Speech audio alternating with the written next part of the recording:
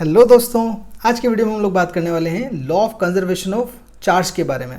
तो देखिए, law of conservation of charge का मतलब क्या होता है कि this law states that the total charge of an isolated system मैंने आपको पहले वाले वीडियो में बताया है कि आइसोलेटेड सिस्टम क्या होता है, यानी कि बाहर से ना कुछ आएगा और ना अंदर से बाहर जाएगा।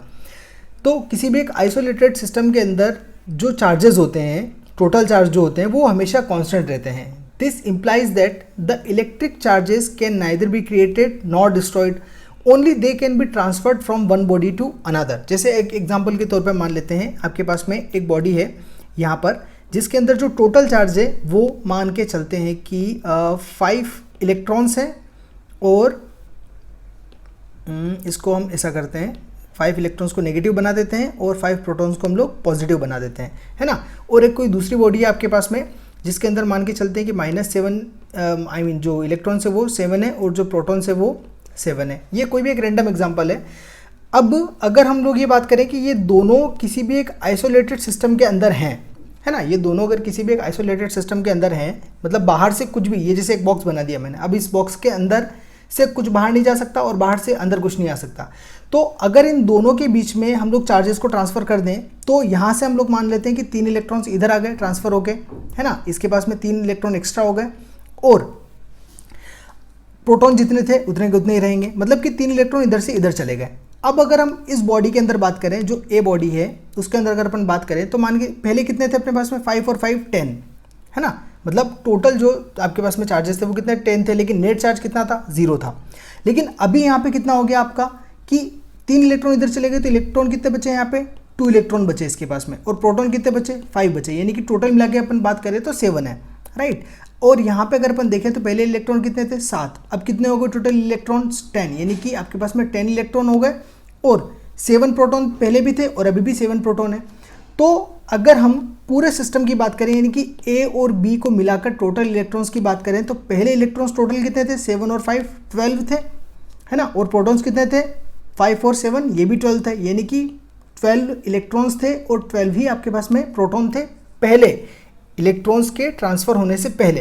ट्रांसफ़र होने के बाद की बात करते हैं। ट्रांसफ़र होने के बाद में देखिए यहाँ पे कितने बचे, 2, और यहाँ पे कितने हो गए, 10, तो टोटल मिला के कितने हो गए, 12 इलेक्ट्रॉन हो गए। उसके बाद में प्रोटॉन तो जितने थे उतने के उतने ही है, यानी कि 12 आपके पास में प्रोटॉन बचे।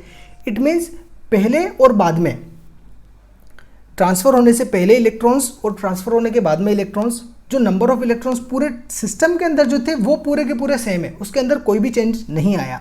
इसी फेनोमेना को बोला जाता है कंजर्वेशन ऑफ चार्ज, यानी कि जो चार्ज होता है वो एक बॉडी से दूसरी बॉडी में ट्रांसफ़र हो जाता है, लेकिन उस बॉडी के अंदर खत्म नहीं होता, मतलब उस पूरे सिस्टम में खत्म नहीं होगा, वो कहीं ना कहीं दूसरे के पास में रहेगा, राइट। जैसे कि यहाँ पे अगर एक एग्जाम्पल से अपन समझे, तो मान लीजिए कि ये अपने पास में कोई एक बॉडी है जो न्यूट्रल है, दूसरी बॉडी भी आपके पास में न्यूट्रल है, यानी कि यहाँ पे देखिए 3 इलेक्ट्रॉन्स और 3 प्रोटॉन्स है, इधर भी 3 इलेक्ट्रॉन्स और 3 प्रोटॉन्स है। अब जब आपने क्या करा कि दोनों बॉडीज़ को आपस में रब कर दिया, रब करना मतलब कि दोनों को पकड़ के आपस में रगड़ देना, है ना। तो जब आप रब कर दोगे तो रब करने पर क्या होगा, पर्टिकुलर किसी एक बॉडी में से, मैं बात कर रहा हूँ पर्टिकुलर किसी एक बॉडी में से, ये डिफाइंड नहीं होता कि कौन सी बॉडी में से किस में जाएगा, पर्टिकुलर किसी एक बॉडी में से इलेक्ट्रॉन निकल कर दूसरी बॉडी में ट्रांसफ़र हो जाएंगे, है ना। ये होगा ही होगा, जब आप रब करोगे तब होगा ही होगा कि एक बॉडी में से दूसरी बॉडी में इलेक्ट्रॉन्स ट्रांसफ़र हो गए। तो जिस बॉडी में से इलेक्ट्रॉन निकल गए वो बॉडी आपकी होगी पॉजिटिवली चार्ज्ड, है ना। जिस बॉडी में से इलेक्ट्रॉन निकल गए वो वाली बॉडी होगी आपकी पॉजिटिवली चार्ज, और जिस बॉडी के अंदर इलेक्ट्रॉन्स गए हैं, इसके अंदर आ गए हैं इलेक्ट्रॉन्स, तो ये बॉडी क्या हो गई, नेगेटिवली चार्ज। इसके अंदर इलेक्ट्रॉन्स कम हो गए, इसके अंदर ज़्यादा हो गए, है ना। इसका मतलब ये नहीं हुआ कि इसके अंदर इलेक्ट्रॉन्स खत्म हो गए, खत्म नहीं हुए, वो कंजर्व्ड हैं क्योंकि किसी दूसरी बॉडी के अंदर चले गए। फाइनली अगर इन दोनों बॉडीज़ को मिला के हम बात करें तो जो टोटल इलेक्ट्रॉन्स है वो आपके फिक्स हैं, पहले जितने थे उतने के उतने, जैसे कि मैंने ऊपर वाले एग्जाम्पल में आपको समझाया था। तो ये चीज़ होती है कंजर्वेशन ऑफ चार्ज के अंदर कि जो टोटल इलेक्ट्रॉन्स होते हैं या टोटल जो चार्जेस होते हैं आपके पास में वो हमेशा कॉन्स्टेंट रहते हैं, वो ना कम होते हैं ना ज़्यादा होते हैं, राइट। सो ये होता है अपना law of conservation of charge, alright. So आज के लिए इतना ही। Thanks for watching.